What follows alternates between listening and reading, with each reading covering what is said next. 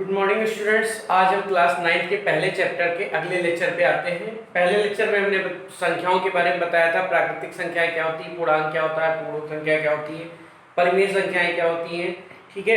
फिर अगले लेक्चर में हमने दशमलव में बदलना, परिमेय संख्याओं को दशमलव में निरूपण बताया था। तो उसमें हम देखते थे कि शांत दशमलव और आसान आवर्त मिलते थे। ठीक है। यानी जितनी भी परिमेय संख्याएं होती थी, जब हम उसको दशमलव में बदलते थे तो या तो वो शांत मिलती थी या अशांत आवर्त के रूप में मिलती थी। ठीक है। और अशांत आवर्त को हम p/q के रूप में भी बदल सकते थे, ये भी हमने बताया था अगले लेक्चर में। आज हम बताएंगे अपरिमेय संख्याएं क्या होती है। ठीक है। अपरिमेय संख्याएं, जैसे कि हमें पता है कि परिमेय संख्याएं शांत या आवर्त दशमलव के रूप में व्यक्त किया जा सकता है। इस लास्ट लेक्चर में हमने बताया था। ठीक है। और उन आसान दशमलव को p/q के रूप में भी हमने बदलना बताया था। जैसे 0.033 है तो उसको p/q के रूप में, या 1.121212 है इसको p/q के रूप में कैसे बदलते हैं, इसको भी हमने बताया था।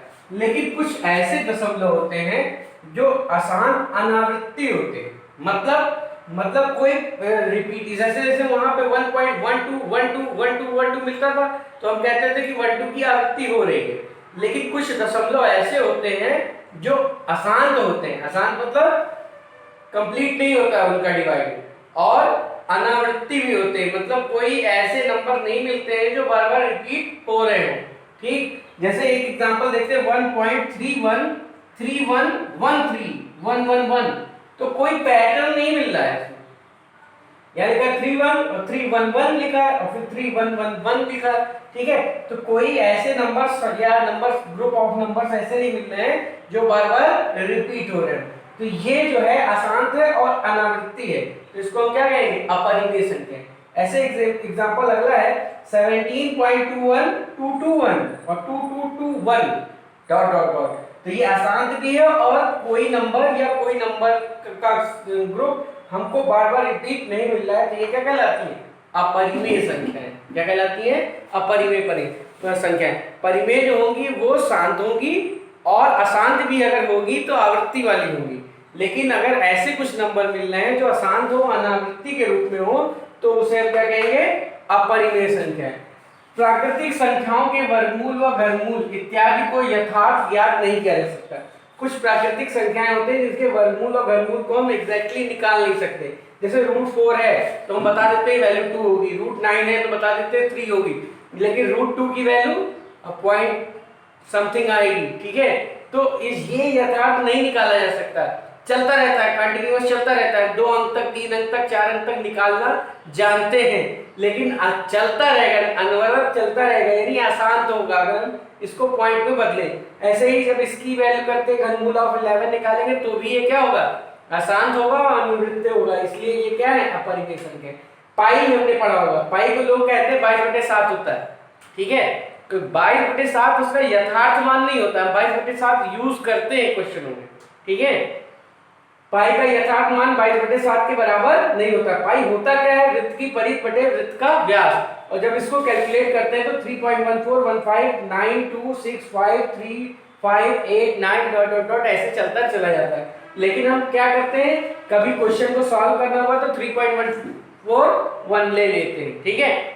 2 अंकों तक, 3 अंकों तक हम पाई की वैल्यू निकाल लेते हैं। √2 की वैल्यू 2 अंकों तक, 3 अंकों तक हम निकालते थे अगर हमको निकालना होता था। लेकिन यथार्थ मान अगर देखा जाए तो एग्जैक्टली 22/7 नहीं होता। हाँ, हम क्वेश्चन में यूज करने के लिए उसको कर देते हैं। ये अनवरत चलता रहता है और कोई रिपीटिशन भी हमको नहीं मिलता। ठीक। तो इसलिए पाई क्या है, अपरिमेय संख्या है, ध्यान रखिएगा। 22/7 कोई पूछे तो क्या कहोगे, परिमेय है। लेकिन पाई कोई पूछे क्या है तो क्या कहेंगे, अपरिमेय। अब कोई कहे कि पाई बराबर 22/7 होता है, तो हाँ होता है, यूज करते हैं, लेकिन यथार्थ मान उसका 22/7 नहीं होता है। ठीक है। जैसे एग्जैक्टली उसका मान 22/7 नहीं होता है, या एग्जैक्टली उसका मान 3.14 नहीं होता है, लेकिन हम क्वेश्चन को सॉल्व करने के लिए 2 अंकों तक, 3 अंकों तक यूज कर लेते हैं। ठीक है। तो पाई इक्वल टू 22/7, ठीक है, ये हम यूज करते हैं, लेकिन एग्जैक्टली 22/7 हो ऐसे जरूरी मतलब होता ही नहीं है। ठीक है, क्योंकि हमने यहाँ पे लिखी है इसकी वैल्यू। ठीक। तो अपरिमेय संख्याएं ये भी कह सकते हैं जो संख्याएं p/q के रूप में न लिखी जा सके। ठीक। और जितनी भी पी बाई क्यू के रूप में लिखी जाती है वो परिमेय होती हैं, और परिमेय को हम शांत और अशांत आवृत्ति के रूप में बदल सकते हैं, और अशांत आवृत्ति को हम पी बाई क्यू के रूप में बदल सकते हैं। ठीक, और कुछ ऐसी संख्याएं होती हैं जो अशांत हो और अनावृत्ति हो, तो उनको क्या कहते हैं, अपरिमेय संख्याएं। या कुछ प्राकृतिक संख्याओं के वर्गमूल और घनमूल जो है यथार्थ मान ज्ञात नहीं होता, उसको भी हम क्या कहते हैं, अपरिमेय संख्याएं। बात क्लियर है कि परिमेय क्या होती है, अपरिमेय क्या होती है। अगर कोई कुछ संख्याएं हमें लिख दी हैं तो हम आसानी से पहचान सकते हैं कि वो परिमेय है कि अपरिमेय। ठीक, जितनी प्राकृतिक संख्याएं हैं सब परिमेय, जितनी पूर्ण संख्याएं हैं सब परिमेय, जितनी पूर्णांक है सब परिमेय है। परिमेय संख्याएं, भिन्नात्मक संख्याएं सब परिमेय है। अपरिमेय संख्याएं या तो रूट वाली होती है जिनका हम एग्जैक्टली वैल्यू ना निकाल पाए, जैसे रूट 4 है तो हमें पता है 2 होता है, तो रूट 4 जो है वो परिमेय है। रूट 9 क्या है, परिमेय। रूट 16 क्या है, परिमेय। रूट 25 क्या है, परिमेय। लेकिन रूट 13 नहीं पता। रूट 3 किसी एग्जैक्टली कोई होल नंबर ऐसा नहीं मिलेगा जिसकी वैल्यू रूट 3 आती हो। ठीक है, तो वो क्या कहलाती है, अपरिमेय संख्या। बात क्लियर है, परिमेय संख्याएं क्या होती है, अपरिमेय संख्याएं क्या होती है। ठीक, अभी हमने बताया था कि रूट 2 जो होती है वो अपरिमेय संख्या होती है। ठीक है, अब हम इसको सिद्ध करते हैं कि रूट 2 एक अपरिमेय संख्या है, तो इसको हम विरोधाभास से सिद्ध करते हैं। विरोधाभास का मतलब हम उल्टा मान लेते हैं। हमको दिखाना क्या है कि रूट 2 एक क्या है, अपरिमेय संख्या। दिखाना क्या है, अपरिमेय संख्या, लेकिन हम क्या मान लेते हैं कि ये परिमेय। ठीक, रूट 2 क्या है, परिमेय है, तो कोई भी परिमेय संख्या होगी तो पी बाई क्यू के रूप में लिखी जा सकती है, जहां पी और क्यू क्या होंगे, पूर्णांक होंगे, और q does not equal to 0 होगा। ठीक, तो हम यही क्या करते हैं, इसको विरोधाभास विधि से सिद्ध करते हैं। हम मान लेते हैं कि ये परिमेय संख्या है। अगर परिमेय संख्या है तो रूट 2 को हम निम्न प्रकार से लिख सकते हैं। परिमेय संख्या पी बाई क्यू के रूप में लिखी जा सकती है। ठीक, जहां पी क्यू क्या होंगे, पूर्णांक, z मींस पूर्णांक, और क्यू नॉट इक्वल टू 0। अब देखो सरलतम रूप में, अर्थात p और q दोनों में एक के अतिरिक्त कोई उभयनिष्ठ गुणनखंड नहीं। ये सरलतम रूप है जिसमें p और q में कोई कॉमन नहीं है, जो कॉमन है वो कट गया है। ठीक है, जैसे मान लो ये लिखा है 10/30, इसका मतलब 1/3, तो इस रूप में लिखा है। इन दोनों में एक के अतिरिक्त कोई कॉमन नहीं है, एक के अतिरिक्त कोई कॉमन नहीं है। ठीक है, तो परिमेय संख्या p बाई क्यू के रूप में लिख सकते हैं। पी क्यू बिलोंग करेंगे पूर्णांक में, क्यू नॉट इक्वल टू 0, और पी क्यूब में कोई एक के अतिरिक्त कोई उभयनिष्ठ गुणनखंड नहीं है। ठीक, अब हम क्या करते हैं, दोनों पक्षों का वर्ग कर लेते हैं। तो रूट 2 का वर्ग 2 और इसका p स्क्वायर, इसका q स्क्वायर। ठीक, इंप्लाइज दैट अब ये q स्क्वायर इससे मल्टीप्लाई हो जाएगा, यानी p स्क्वायर बराबर 2q स्क्वायर। अब ये जो नंबर है 2q स्क्वायर, ये 2 से कटेगा कि नहीं कटेगा, 2 से विभाज्य है। हाँ है, 2 से 2 इंटू समथिंग लिखा है, यानी 2 से विभाज्य है। अगर ये 2 से विभाज्य है 2q स्क्वायर, तो वही p स्क्वायर है, तो p स्क्वायर भी 2 से विभाज्य होगा। और किसी चीज का स्क्वायर अगर 2 से विभाज्य है तो वो नंबर भी 2 से विभाज्य होगा। जैसे 64, 8 का स्क्वायर जो 2 से 64, 2 किससे विभाज्य है, 2 से विभाज्य है, तो 8 भी होगा। 16 यानी 4 का स्क्वायर अगर विभाज्य है तो 4 भी विभाज्य होगा। यानी अगर कोई 2 p स्क्वायर को विभाजित करता है तो वो p को भी विभाजित करेगा। यानी p जो है 2 गुणे समथिंग लिखा जा सकता है, 2 p को विभाजित करेगा, यानी p इक्वल टू 2m हम लिख सकते हैं, जहां m क्या है, कोई भी पूर्णांक है। अब इसी का वर्ग कर दिया, p square is equal to क्या आ जाएगा, 4m स्क्वायर, जब इसका वर्ग करेंगे। ठीक, अब देखो समीकरण 1 में क्या लिखा है, p square is equal to 2p square, और यहाँ लिखा है p square is equal to 2m square. तो यहाँ से क्या आ गया, 2q square is equal to 4m square, यानी q square is equal to 2m square. m क्या है, पूर्णांक है। अब देखो जो 2m स्क्वायर है वो 2 से विभाज्य हो रहा है, जो 2m स्क्वायर 2 से विभाज्य है तो q स्क्वायर भी 2 से विभाज्य होगा, और q स्क्वायर अगर 2 से विभाज्य होगा तो q भी 2 से विभाज्य होगा, तो q को हम मान लेते हैं 2n। ठीक, p को हमने क्या माना था, 2n, यानी 2 से विभाज्य है, और यहाँ q इक्वल टू 2n यानी 2 से विभाज्य है, यानी p और q दोनों 2 से विभाज्य हो गए, p और q दोनों 2 से विभाज्य हो गए। लेकिन यहाँ हमने क्या कहा था कि एक के अतिरिक्त कोई उभयनिष्ठ गुणनखंड नहीं है, लेकिन यहाँ पे हमने क्या दिखा दिया कि 2 जो है दोनों से कट रहा है, यानी उभयनिष्ठ गुणनखंड 2 है। तो जो हमारा कथन था वो विरोधाभास आने लगा। और ये विरोधाभास क्यों आया? जो हमने माना था उसी के कारण आया। हमने क्या माना था कि परिमेय संख्या है, ठीक, तो उनमें कोई कॉमन नहीं है पी और क्यू में, और इधर हम सॉल्व करते गए तो देखा पी और क्यू में कॉमन मिल रहा है, यानी हमारे जो कल्पना थी वो क्या मिली? गलत मिली। और गलत मिली तो इसका मतलब जो हमारा मानना था वो गलत था। तो जब हमारा मानना क्या था कि √2 एक परिमेय संख्या है, वो गलत था, यानी √2 एक क्या है? अपरिमेय संख्या है। या तो परिमेय होगी या तो अपरिमेय, और जब परिमेय से कुछ गड़बड़ हो रही है तो इसका मतलब वो क्या होगी? अपरिमेय होगी। फिर से समझते हैं। देखो, कभी इन सब चीजों में हम विरोधाभास प्रमेय का यूज करते हैं। विरोधाभास मतलब उल्टा मान लेते हैं, ठीक है। जैसे उसने कहा कि अपरिमेय है, दिखाओ, तो हमने कहा नहीं अपरिमेय नहीं, सिर्फ परिमेय है, और चलते गए और एक अंत में ऐसा कोई विरोधाभास प्रकट होता है, तो इससे पता चल जाता है कि जो हमने माना था, जो हमारी कल्पना थी वो गलत थी, यानी वो अपरिमेय ही होगा। तो हमने सबसे पहले √2 को मान लिया कि ये परिमेय है। क्या मान लिया? परिमेय। तो कोई भी परिमेय संख्या p/q के रूप में लिख सकते हो, कोई भी परिमेय संख्या p/q के रूप में लिख सकते हो, जहां pq बिलोंग करेगा पूर्णांक में और q ≠ 0।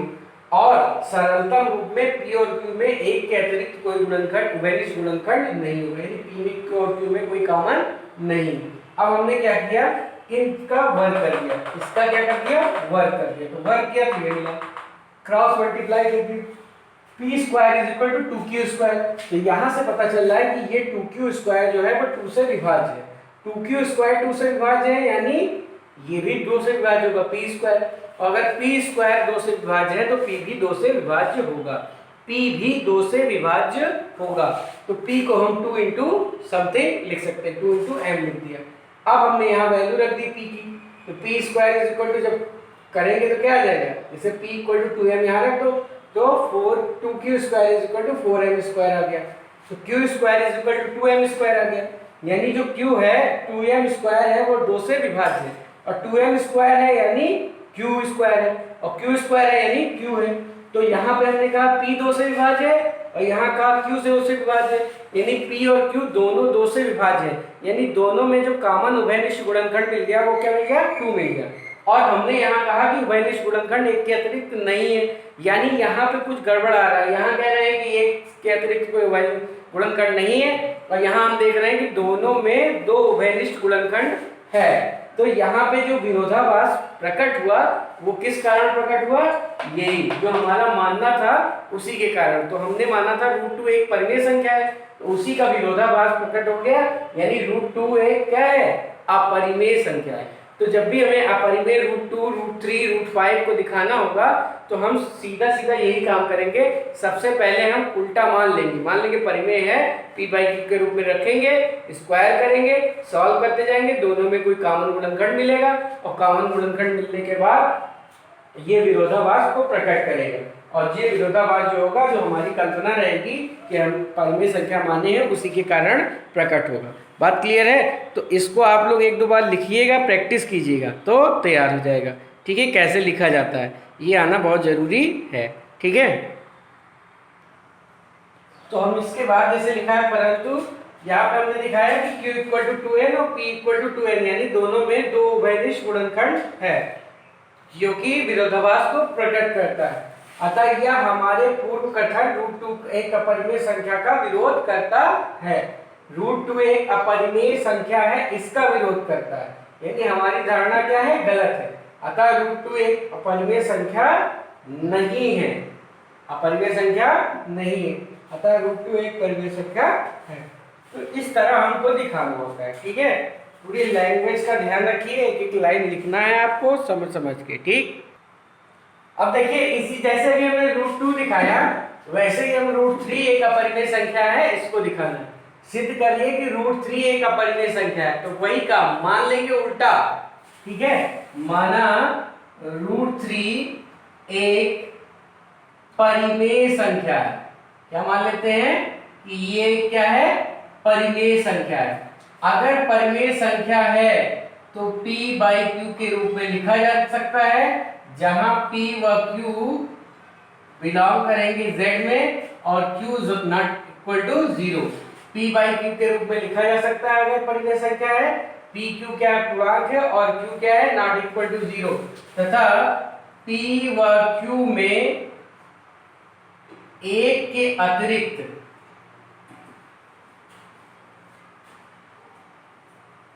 कोई उभयनिष्ठ गुणनखंड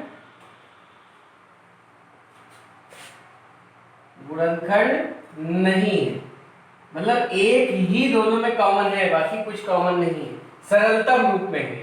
ठीक, अब हम क्या करेंगे, इसका वर्ग कर देंगे, तो √3 का वर्ग ये, और पी स्क्वायर क्यू स्क्वायर, तो यहां से क्या आ जाएगा, p square is equal to 3q square.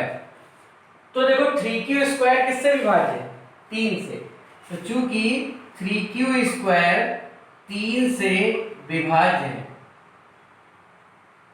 तो अगर 3q स्क्वायर विभाज्य है तो p स्क्वायर भी विभाज्य होगा, इसलिए p स्क्वायर 3 से विभाज्य होगा।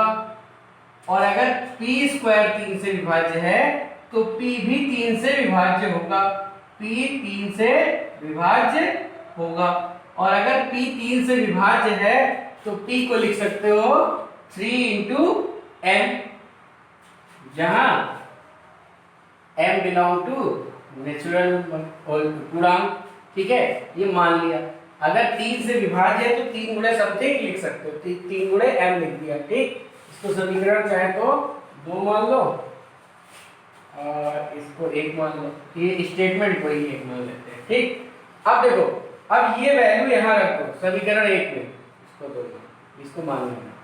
समीकरण 1 व 2 से एक क्या था, p square is equal to 3q square, तो पी स्क्वायर की जगह क्या लिख देंगे, 3m का स्क्वायर लिख सकते हैं, यानी 3q square is equal to 9m square, q square to 3m square, ये आ गया। अब यहां से क्या पता चल रहा है, 3m स्क्वायर 3 से विभाज्य है, 3m स्क्वायर 3 से विभाज्य है, इसलिए q स्क्वायर भी क्या होगा, 3 से विभाज्य होगा। और q स्क्वायर अगर 3 से विभाज्य है तो q भी 3 से विभाज्य होगा। अगर किसी चीज का वर्ग 3 से विभाज्य हो रहा है तो वो संख्या भी क्या होगी, 3 से विभाज्य होगी। ठीक, अब यहां पे स्टेटमेंट देखो क्या लिखा है, q 3 से विभाज्य है, और यहां स्टेटमेंट क्या लिखा है, p 3 से विभाज्य है, लिखा है p 3 से विभाज्य है, और यहां क्या लिखा है, q 3 से विभाज्य है। ठीक है, तो स्पष्ट है कि P व Q दोनों 3 से विभाज्य हैं, अतः P व Q का उभयनिष्ठ 3, अतः 3 P व Q का उभयनिष्ठ गुणनखंड है। ये भी 3 से कट रहा है, ये भी 3 से कट रहा है। ठीक है, तो उभयनिष्ठ गुणनखंड है। ठीक, और यहां पे क्या लिखा है कि एक के अतिरिक्त कोई उभयनिष्ठ गुणनखंड नहीं, और यहां क्या पता चल रहा है कि 3 उभयनिष्ठ गुणनखंड है, तो दोनों बातें क्या है, विरोध प्रकट करती हैं, जो कि विरोधाभास या विरोधाभास प्रकट करती है। यह विरोधाभास हमारी कल्पना √3 एक परिमेय संख्या है के कारण उत्पन्न होता है। अतः हमारा मानना √3 एक परिमेय संख्या है गलत है। मतलब हमारा मानना क्या हुआ, गलत हुआ, इसलिए √3 एक अपरिमेय संख्या है। ठीक है, तो सेम वही काम √5 में करेंगे। ठीक, रूट सिद्ध कीजिए कि रूट थ्री एक अपरिमेय संख्या है, तो रूट थ्री को हमने परिमेय मान लिया। परिमेय है तो p बाई क्यू के रूप में लिखा जाएगा, जहाँ पी क्यू बिलोंग करेंगे पूर्णांक में, q not equal to zero, और पी क्यू में एक के अतिरिक्त कोई गुणनफल नहीं होगा। दोनों तरफ का वर्क कर दिया, वर्क करने पे पता चला कि ये 3 से विभाज्य होगा, ये 3 से विभाज्य होगा तो ये भी होगा क्योंकि दोनों बराबर है, और ये होगा तो p भी होगा। ठीक, अब p को p 3 से विभाज्य है तो p को 3 इंटू समथिंग लिख सकते हैं। फिर वैल्यू पुट की और देखा कि q भी 3 से विभाज्य है, p भी और q भी है, तो p और q दोनों में कॉमन वैनिश गुणनखंड क्या हो गया 3, जो कि हमारे विरोधाभास उत्पन्न कर रहा है। ठीक, अगर इसी तरह रूट 5 का अगर करना हो, अगर इसी तरह हम कह दें कि सिद्ध करो कि रूट 5 एक अपरिमेय संख्या है, तो हम मान लेंगे रूट 5 एक परिमेय संख्या है, और परिमेय संख्या है तो p बाई क्यू के रूप में लिखेंगे, जिसमें एक p और q में एक अब दोनों तरफ का वर्क करेंगे तो यहाँ 5 आ जाएगा, यहाँ क्या आ जाएगा 5 आ जाएगा। अब 3q स्क्वायर नहीं बल्कि क्या हो जाएगा 5q स्क्वायर 5 से विभाज्य है, अगर 5q स्क्वायर है तो 5 भी, ये भी 5 से विभाज्य होगा, तो p स्क्वायर अगर 5 से विभाज्य है तो p भी 5 से विभाज्य होगा, तो p को भी लिख सकते हैं 5m, क्या लिख सकते हैं 5m। समीकरण 1 और 2 से क्या हो जाएगा 5m square is equal to 5q square, क्या हो जाएगा 5q स्क्वायर, ये हो जाएगा 25, ये हो जाएगा आपका 5q square is equal to 25m square हो जाएगा, यानी q square is equal to 5m square. अब 5m स्क्वायर 5 से विभाज्य है तो इसका मतलब q भी 5 से विभाज्य होगा, अब q होगा q स्क्वायर होगा तो q भी होगा, तो स्पष्ट है कि p और q दोनों 5 से विभाज्य हैं। ठीक, अतः 5 p और q दोनों का वैनिश गुणनखंड है, जो कि हमारे विरोधाभास प्रकट करता है, और ये विरोधाभास जो है रूट 5 एक परिमेय संख्या के कारण उत्पन्न हुआ है। अतः हमारा मानना कि रूट 3 एक परिमेय संख्या है गलत है, अतः रूट 5 एक क्या है अपरिमेय संख्या। तो आप इसी तरह रूट 2 का, रूट 3 का, रूट 5 का, रूट 7 का, रूट 11 का, जिसका भी चाहे कर सकते हैं। क्या दिखाना है कि रूट 2 अपरिमेय संख्या है, रूट 5 अपरिमेय संख्या है, रूट 3 अपरिमेय संख्या, इसकी हेल्प से हम दिखा सकते हैं। ठीक, सबका मेथड एक ही है, सब में एक ही लैंग्वेज यूज करना है, बस वही 3 की जगह 5 कर दिया, 5 की जगह वहां 3 कर दिया था। ठीक है, तो आप रूट 2, रूट 3 और रूट 5 को कैसे अपरिमेय संख्या दिखाते हैं सिद्ध कर सकते हैं। ठीक है, बात क्लियर है। अब देखते हैं अगला क्वेश्चन। अगले क्वेश्चन में है सिद्ध करो कि 3 + 2 रूट 5, क्या सिद्ध करना है 3 + 2 रूट 5 एक अपरिमेय संख्या है। ठीक है, अभी हमने रूट 2, रूट 3, रूट 5 देखा अपरिमेय संख्या है, अब हमने क्या देखा 3 + 2 रूट 5 एक अपरिमेय संख्या है, ये सिद्ध करना। वही काम हम मान लेते हैं कि ये क्या है परिमेय संख्या है, ये क्या है परिमेय संख्या है। तो अगर परिमेय संख्या है तो p बाई q के रूप में लिख सकते हो, यहाँ पी क्यू क्या है पूर्णांक है, और क्यू नॉट इक्वल टू 0, और पी और क्यू में एक के अतिरिक्त कोई वैनिश गुणनखंड नहीं है, जितने भी प्रूविंग है सब में ये लिखना है। अब देखो ये 3 जो उस साइड में चला गया, ठीक, और 2 डिवाइड में चला गया, ये आ गया, ये समीकरण 1 बन गई। ठीक, root 5 equal to p minus 3q upon 2q। अच्छा p क्या है पूर्णांक, q क्या है पूर्णांक, तो जब पूर्णांक में से कोई पूर्णांक घटाते हैं तो आंसर क्या आता है पूर्णांक आता है, यदि p माइनस 3q क्या होगा पूर्णांक होगा, और नीचे क्या है q क्या है पूर्णांक, 2 से मल्टीप्लाई करोगे तो क्या आएगा पूर्णांक, ऊपर भी पूर्णांक और नीचे भी पूर्णांक।